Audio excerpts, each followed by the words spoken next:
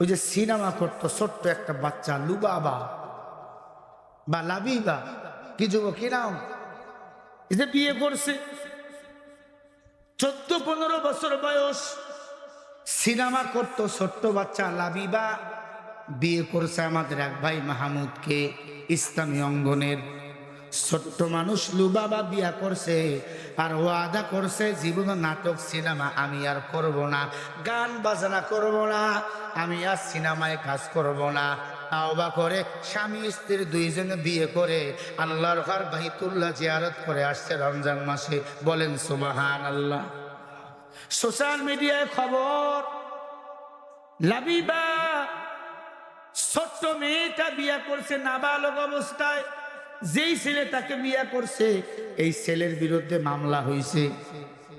কেন? কই বাচ্চাটা শিশু, 15 বছরের মেয়ে বিয়ে করলো কেন? আমার জবাব হলো, আমার বাংলাদেশে 13-14 বছরের মেয়ে, 16-17 বছরের ছেলে ওই প্রেম নামে সম্পর্ক, অবৈধ সম্পর্ক মিলামিশা জড়ায় কি জড়ায় না? কথা হয় না? সোশ্যাল মিডিয়ায় দেখলাম এক ছেলে এক মেয়ে টয়লেটের মধ্যে অবৈধ মিলামিশা। কি কথা কয় না? পার্কের মধ্যে বিয়ের আগে অবৈধ মিলামিশা বলো আছে না নাই? এটা বৈধ না অবৈধ? এটা আইনি না বেআইনি? এটা সওয়াব না গুনাহ? তোমার আইন কি করে? তোমার আইন কি এগুলা দেখে না? একটা মেয়ে নাটক সিনেমা বাদ দিয়ে একটা মেয়ে ইসলামের পথে ফিরে এসেছে আর বলেছে গান বাজনা হারাম, আমি গান বাজনা করব না।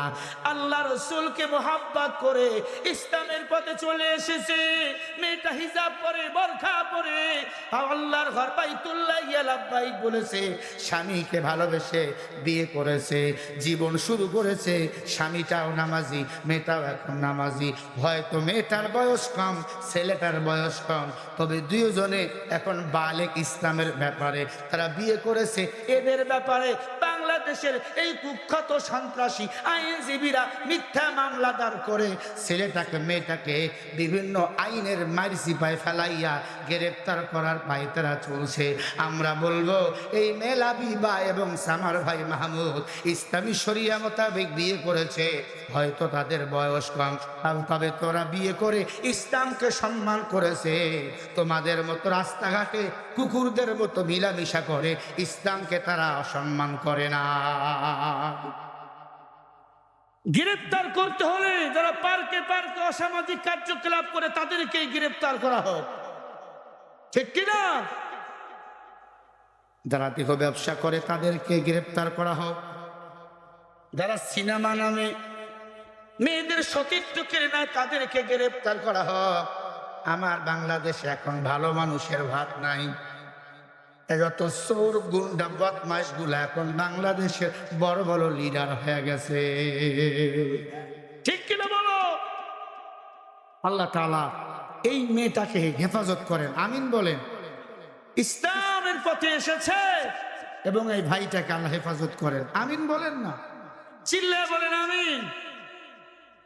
আচ্ছা বলেন, যেই মেয়ে ইসলামের ছায়া তলে চলে এসেছে, ইসলামের পক্ষে কাজ করা শুরু করেছে, নাটক সিনেমা বাদ দিয়েছে, স্বেচ্ছা একটা ছেলেকে বিয়ে করেছে, বয়স কম, 18 বছর এখনো হয় নাই, ওই মেয়ে যদি বলে আমি স্বেচ্ছায় বিয়ে করেছি, এখানে আইনের কি কাজ? কথা বলেন, আইনে কিছু করতে পারবে? আমার বাংলাদেশের আইন কেমন জানেন? আমার বাংলাদেশের আইন হলো পাম্পে পাম্পে পেট্রোল পাওয়া যাবে না, খোলা বাজারে পেট্রোল গুলো চুরি করে চড়া দামে বিক্রি করো, তাদেরকেই স্যালুট দেওয়া হয়, স্যার বলা হয়। আর পাম্পে যারা তেলের জন্য রাতের পর দিনের পর দিন রাতের পর রাত সময় কাটায়, এদেরকে গ্রেফতার করে জেলখানায় পাঠানো হয়। আমার বাংলাদেশের আইন হলো এমন, কয় বউ যার যার অধিকার সবার। কিছুদিন আগে স্লোগান হয়নি, ধর্ম যার যার উৎসব সবার, তার মানে বউ যার যার অধিকার হলো সবার। জোরে বলেন নাউজুবিল্লাহ। এমন আইনকে ভরিয়ে ভুল দেখানো দরকার। যে দেশে 93% মুসলমান, ও দেশে কোরআন সুন্নাহর কথাই চলবে, অন্য কারো কথা চলতে দেওয়া হবে না। আমি চাপাইয়ের জমিন থেকে প্রতিবাদ করি এই মেয়েটাকে যেন গ্রেফতার করা না হয়। ওরা বিয়ে করেছে আলহামদুলিল্লাহ, এখন 5 ওয়াক্ত নামাজি, মেয়েটা পর্দা করে, নাটক সিনেমা বাদ দিয়ে দিচ্ছে। এদেরকে গ্রেফতার করাবার জন্য পুলিশেরা খুঁজতেছে। আমি পুলিশদেরকে বলবো, ভাই 2024 সালের কথা ভুলে যাইয়েন না। কথা বল লাগে, 24-এর কথা ভুলে যাইয়েন না। 24-এ যারা রক্ত দিয়েছে তারা কিন্তু এখনো বাংলাদেশে আছে। তুমি ইসলামের বিরুদ্ধে আঙ্গুল তুলবা, তুমি থাকবা, আঙ্গুল থাকবে না, ঠিক না বেঠে? আমার ভাইয়েরা, ইসলামের পক্ষে থাকবো তো সবাই, আল্লাহ কবুল করেন। চিল্লে বলেন আমিন। আমি কি ঘটনাটা বলবো? আমার ভাইয়েরা, যুবক চোখের পানি ছেড়ে দিয়া বলে, নবী সকাল হয়ে গেল, চতুর্দিকে মানুষের আওয়াজ, তো ছেড়ে দিয়েছি, আমাকে মানুষ আসছে কবরের ভিতর ধরে ফেলবে, মেরে ফেলবে।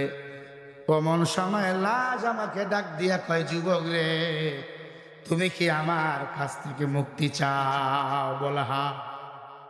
তাহলে একটা কাজ করো, আল্লাহু আকবার, একটা কাজ করো, তাহলে মুক্তি পাইবা।